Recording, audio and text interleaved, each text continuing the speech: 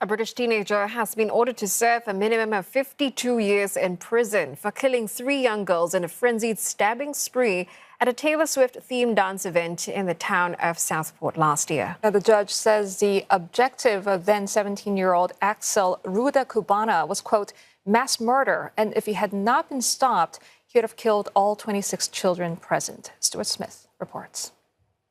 In court, the prosecutor described Axel Rudakubana's actions as a premeditated, planned knife attack upon multiple victims, principally young girls, intending to kill them. 10 injured managed to escape, including adults, the families of some of whom were in court as the gruesome details of the attack were described.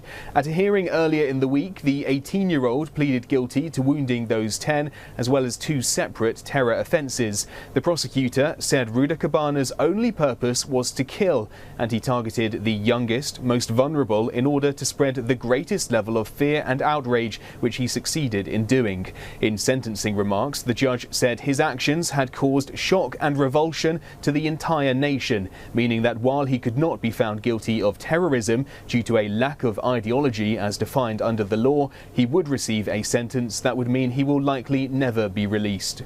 The harm that Rudakubana has caused to each family, each child, and to the community has been profound and permanent.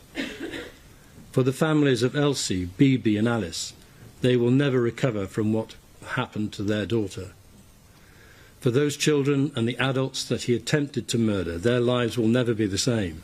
The UK government has ordered a public inquiry into the attack to answer questions like how Rudakubana was 3 times reported to an anti-radicalisation programme, but each time considered not to meet the threshold for intervention.